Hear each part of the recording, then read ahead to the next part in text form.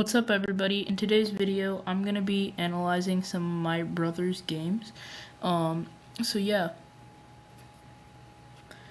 So the first game I have for you is Chessmujun, that's my brother, versus his opponent, rated 364. So we have e4, e5, classic king's pawn opening.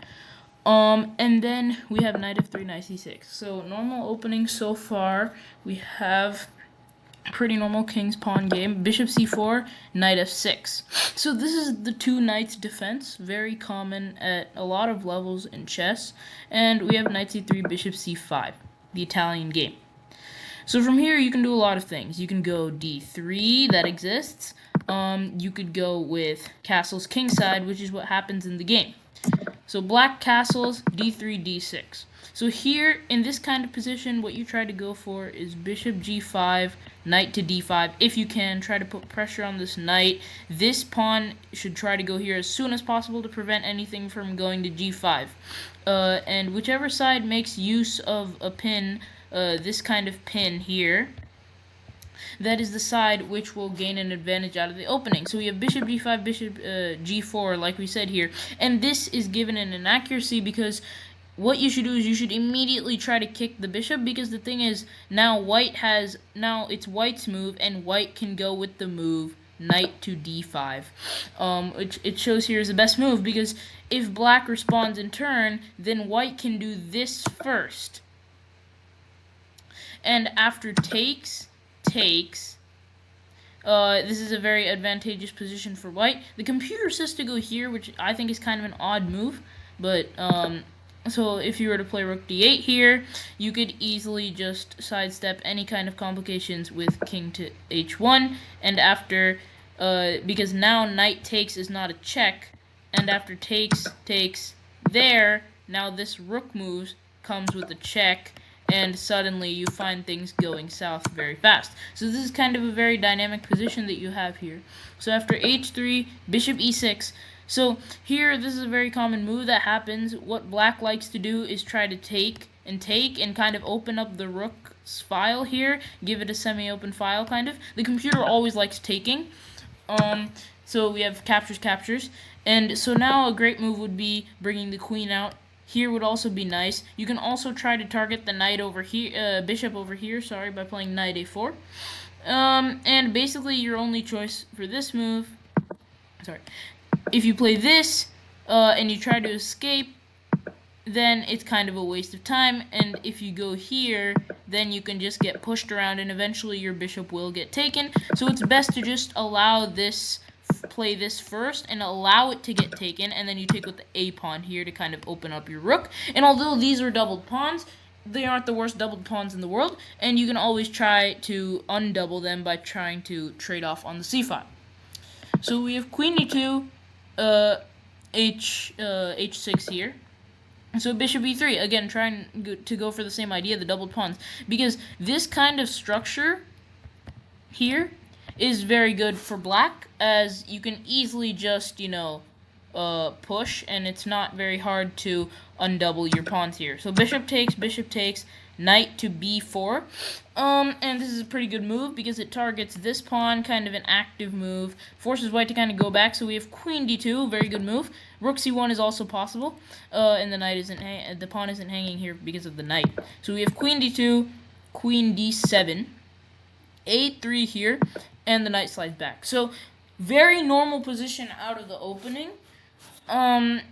So yeah, no drama yet, nothing. So rook e1, rook e8. So this is kind of a very mirrored game, and if you told me this game was going to turn out to be a draw, I would believe you, because there's nothing really too aggressive happening, no really attack. I mean, you can't really go for an attack here, because knight, even this like f5 outpost is guarded.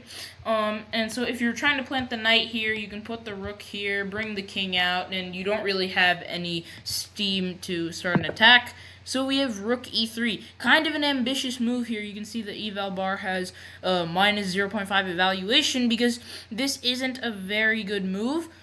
And honestly, if your opponent is very solid and you try to attack them, it might not work out for you. So we have a5, rook e1, and we have queen to c8. So this is a good move. Kind of trying to maybe reroute the queen. Maybe you're trying to free up this d file. Maybe launch the rooks and make your formation extra solid. So we just have quite a bit of maneuvering here. Knight b5 here is a nice move, and trying to fortify this pawn chain. So the pawn play is really nice. All the piece coordination is really nice. So we have c3 here, maybe going for d4, and we have queen a6, the first double question mark blunder of the game. And this is a blunder because of the fork knight to c7, targeting that rook on e8 and that queen on a6, and only one of them can be saved. And so this is what happens in the game. So the queen goes back to c8, best move. You're going to have to give up the rook for the knight, takes, and this is an easy win from here. All you have to do is kind of route your pieces, maybe give an attack on the king, and just try to pick up those pawns and win the endgame. So we have queen e2 here, which is a very nice move. A4, and I guess you can't go to b3 now, but at this point, it's just a matter of time before black's position collapses. Rook f3 is an inaccuracy because the knight can just completely get trapped with this move. And I mean, there's not a whole lot you can do. You're still winning because of your extra piece. And here the computer says to take, and come back with the knight because rook capturing frees up that space for the knight. And yeah, I mean, it's missed by black, who goes queen e7 instead, and rook b1. Again, this is possible. Knight a5, missing it again. b4, which is a mistake. And here, in my opinion, the best move is to go here. This pawn is not very easily targeted. You kind of have to shuffle around a bit, but you can always just defend this pawn with this move, attacking this pawn. So b4 kind of just creates a lot of holes in the white position. White is only still winning because of their material advantage, but it is missed by black, who instead moves the knight to c6. This is a more passive option, and b5, pushing the knight again, and knight a5. So we have here kind of a back and forth game. And so we have queen e3, queen c7. This is a good move, targeting this pawn. And we have c4. Again, so these moves that white is making, all these pawn moves, these are all very committal, and eventually this will end up in the dark squares being a bit damaged. So this used to guard this d4 square, but now it doesn't. So you always have to be careful when playing these pawn moves because you can't go back with the pawns. So if you make a move, it's permanent, more or less. And queen c5 here is a bad move because you want to avoid simplification and trading pieces when you're down. So I assume maybe white had the idea where after takes, maybe you could push the pawn, but I mean, like d takes c6. You know, it's a decent position for black, and the only reason white's winning is their material advantage. Nothing too positional here. So we have rook g3, which is a nice move. Maybe you're looking to plant the knight here, attack the rook, maybe take this pawn also. So we have rook to d8. We have knight to g6. Knight to b7. So this pawn is just hanging by now, and that's why the computer suggested this move to defend, but it's too late. Knight takes e5, king e7, rook takes g7, king d6. Now taking this knight isn't the best option because the king can take now. Maybe give this check first, and you don't want to walk right into a discovered attack. Like, this is a very dangerous position. And I mean, it's a crazy position here. And here you're just rook and rook for a knight up. So this is completely winning for white. But rook b7 still wins the game. No harm. You take the pawn here, maybe looking to promote. Takes there. Rook to c3, king to a6. Knight to e4, taking a free pawn, but it doesn't really matter. You don't really have an attack here. This back rank is never going to happen because of h2. The knight can't really cover h2 unless it does a lot of rerouting. And g4 is covered by this pawn. So rook to e4, a nice pin on the knight. Rook takes c4 and f3, which is effectively winning the knight. The game is completely over. Rook to d4, f captures e4, c4, b6, pushing that pass pawn. c3, this pawn looks very close to promoting, but it's not going to get there. b7, and we have rook to d8. Rook to a8, fantastic move, giving the red carpet to the pawn, and c3, rook takes d8. Black resigned because there's nothing more to be done here. This pawn can never promote because of this rook. This pawn will promote next turn, and very slim chance you're gonna get stalemated, you know. So, yeah. So, Black resigned the game here, and yeah. So a smooth win for my brother here, and yeah. So for this next game, we have here. So we have my brother playing the black pieces against his opponent, rated 351. My brother's rated 365. So we have e4, e5, king's pawn opening. And yeah, I mean, not anything crazy here. We have b3, kind of an offbeat, kind of a weird move. Don't really love it too much. The eval already says that black is slightly better here, just because b3 just doesn't really make sense. Most likely this is coming with the plan to go bishop b2, but this pawn can always be defended in a number of ways. For example, you can play this right away, and then you can play this, and then if he tries to attack it again, d6, and this pawn will basically never be in danger for the rest of the opening. You could even go for these ideas, you know. Sorry, wrong arrow. You could go for these ideas and put pressure on this knight. So, not a great opening choice by white. So, anyway, we have knight f6, f3. And so, what the computer gives here is knight takes e4, pawn takes, check. And this is a very common theme out of the opening. And you have check here, king f2, check here, and then you have this, and the eval says mate. And it's a terrible position for black. So you really want to avoid weakening your king like this, because those kind of dynamic sacrifices are very dangerous. But it is missed by my brother, who goes on to play knight c6. Not a bad move, developing move. And we have bishop b2. So like I said before, the b3 was with the idea of going bishop to b2. We have bishop c5. So, pretty sound game so far. Black is clearly better just because of kind of the weird opening plan by white. This knight will not be able to go here and instead has to settle for some kind of rerouting, which can easily be stopped by black. So, we have knight to e2, castles kingside, and we have g4. So, white is kind of playing aggressively here, but notice this diagonal is completely destroyed now because all of these pawns have been pushed and none of them can defend these dark squares. And it's kind of funny because say white just gets a few moves like this there, and you have this, and say this knight goes like, okay, I don't know, let's just like go like that, and then here, and then if you go, then it's mate. So you really need to be careful about these dark squares. Now, obviously, all those moves I showed aren't going to be played, but it can happen. So knight e8 is played here. Not too great a move, because it's just kind of unnecessarily going back. You should probably only go back when you're actually forced to go back, and you don't even need to. You could go knight h5, maybe bring the knight here, trade off, and you have this great pawn on f4.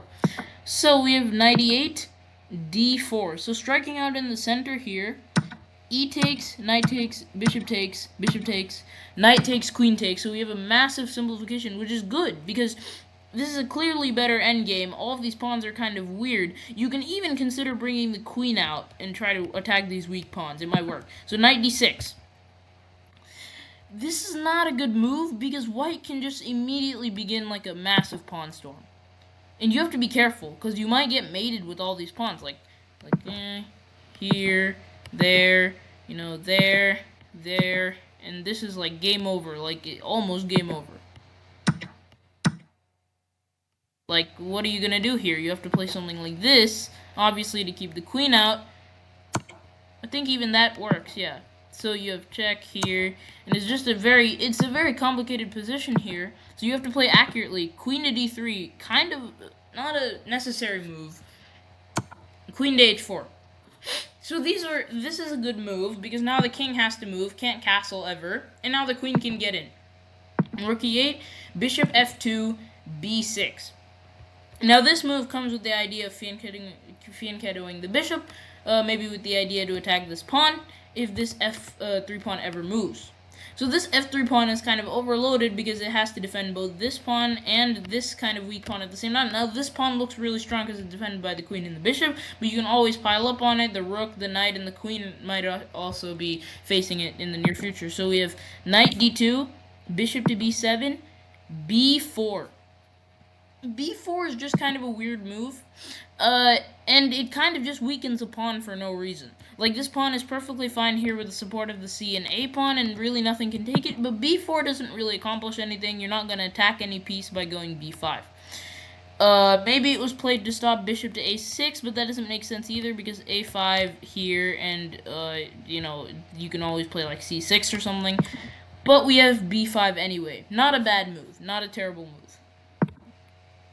E5. This just straight up blunders a pawn.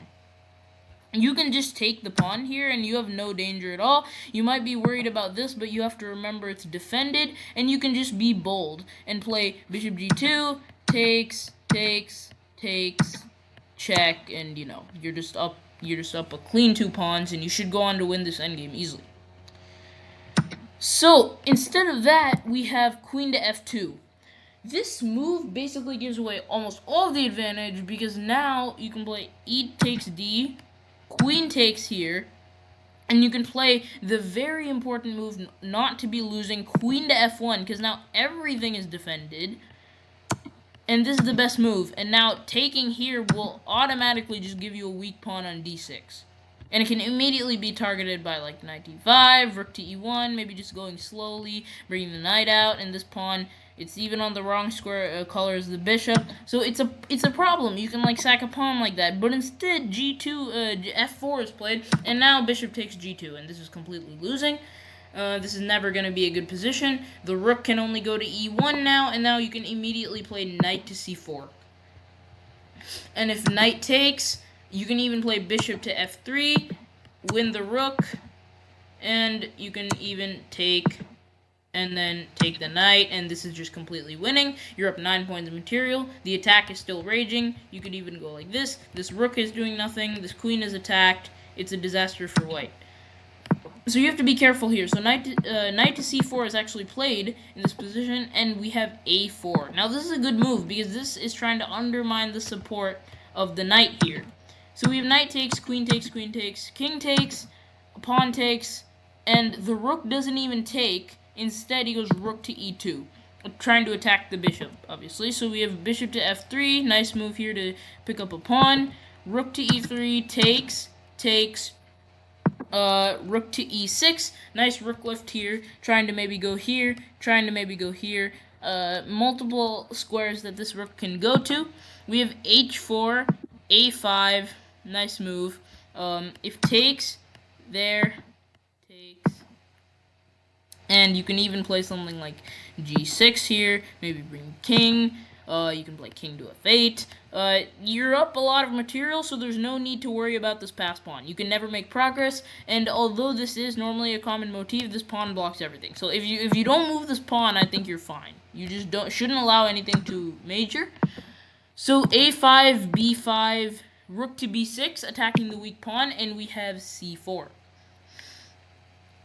Now, my brother uses the exact same idea that his opponent used against him. In his case, it was when it was done by this move was played, trying to undermine the support of this pawn. In this position, d5 is played, trying to undermine the support of this pawn. And this is going to win a pawn, unless you can play en passant. But if that was seen, that's good, but it's still losing. It is not seen, it is missed, and now we have d takes c4, rook takes c4, and bishop to e6. Really good move here. Just picks up an exchange, and after any kind of move here, you could play queen to d3, takes here, and this is dead lost. You can just mop up the pawns and push these pawns, and black wins an easy endgame. So we have rook b to c3, bishop c4, rook c4, rook takes b5, rook takes c8. Don't hang back rank mate, but you can push a4, f5, h6. Now back rank mate is no longer possible. a3, e6, takes, rook to e5, king to d3, a2, and this is game over. Nothing can stop the pawn from promoting. You have to give up your rook. Sorry. You have to give up your rook here. And this is a dead lost endgame. This pawn isn't going anywhere. And you can even start the checkmating process soon. For example, this. Check. There. You can give it. You can threaten that, and it is completely losing. King to d4 and a1 queen with check. The rook is defended because of the queen's line of sight. It is mate in 3. For example, you can play rook to c3, rook a to a5, threatening this move. You have e7, rook a d5 check, king c4, and we have queen e4 mate. Just one of the possible mate in 3s, but this is completely lost for white. That is very obvious, and in this position, white resigned the game on move 38. So 2 good wins. But then we have the next one. Okay? So, we have d4, d5. Or maybe I should flip the board here. So we have d4, d5. We have c4, d takes c4. Now this is what we call the Queen's Gambit accepted. So some sidelines may include c6, known as the Slav defense. And a common line here is knight f3, knight f6. Here, you want to play e6, maybe knight b d7. And this comes into one of my favorite openings. What is sometimes known as the Moran. You might want to play this, put the bishop on b7, play pawn c5, try to prevent any kind of pin, and that is one way this game could go. And that's a lot of theory. It's very complicated, but instead the gambit is accepted. Not a very common move, but it happens. It happens a lot, and we have e4. e4 is the best move here because now the bishop is looking at c4, and you just grab some extra space in the center. So that's what the Queen's Gambit is all about. You want to grab the space in the center, and you want to win the pawn back as early as possible so you aren't left with a material disadvantage. So knight to c6, knight to f3, knight f6, knight c3. So normal developing moves here. White is definitely better in this position, just because of the extra space, and the pawn will be won back as soon as white wants to. Like, there's no threat of defending this pawn. b5 is just like losing a pawn in 1, and it doesn't even do it all that much. So bishop to g4 here, good move, pinning the knight, trying to put on some extra pressure. Bishop c4, e6. And here we have a very kind of weird move. We have bishop to f4. And the reason this is a bad move is after takes, or you even takes with the queen. You can take with the queen. We have queen takes d4. And now what are you going to do? You just lost a pawn. The bishop is hanging. The pawn might potentially be hanging. You can play this. You can play a lot of things. There's no real attack. You just play bishop b7 and castle. So that bishop f4 is not a good move. Bishop b4 is played, which is a good move. Like, you're putting more pressure. The two bishops are like making pins, which is good. White should castle as soon as possible and try to get out of the pins, and then try to push the pawns and attack white. Instead, h3 is played. This move is a bit too passive to be good. You're basically just allowing the knight to be taken, and it's kind of a waste of a move. So now the knight is taken, the queen takes, and castles. So the knight was taken with the idea of removing the defender, but the pawn isn't taken. So now you can defend the pawn, and nothing bad is gonna happen, right? And you can play rook d1 here. If takes, this is a loser. This is not a good move. And this is very hard to defend. Like, you could even go here. There's a pin. I mean, yes, there's like this kind of move, but it's very complicated to judge, especially at a 300 level. And you have castles. Knight takes d4. Queen to d1 is a pretty good move, and we have bishop takes c3, b takes c3, the knight retreats, and we don't have a queen trade. Instead we have rook b1, targeting this weak pawn. Good stuff. Like, not a crazy game. Queen takes d1, rook takes d1, rook takes d8. So here the normal advice is not to take, but in this position it's good. Why? Because after rook takes, knight takes, you don't want to play rook takes because then you have rook takes b7, and this pawn is going to fall soon also because of this bishop. Yeah, so we have bishop to e2. Not the best. Not the best for sure. Because now this pawn is also hanging, but it's a bit too passive. A lot of times going backwards is not the right way to go. Unless you have a clear idea in mind. And honestly, a much better move would have just been this. Still not the best move, but it's better than going back this much. Because you're just losing a pawn. But we have rook takes, bishop takes, and we have b6. So people might think this knight looks weak, but it isn't too weak. You can always move it there. You can move it here, try to reroute it a bit. And this pawn will never be touched because it's defended twice. Now, if you have a move like bishop takes c7, then you can always just play something like knight e4. And, you know, the knight is very centralized and it's very powerful. These two bishops are kind of uncoordinated. This bishop on d1 isn't really doing too much, and this has just taken a free pawn, so you're going to have to move it back anyhow to deal with some kind of attacks on it. But bishop c7, and instead e5 is played. Now, this was probably accompanied by the idea to try to trap the bishop. But it's not going to work, because now you can play this and escape. So we have bishop d6 played, rook d8, bishop e7, hanging a bishop in one move, and it is spotted quickly by my brother Arjun.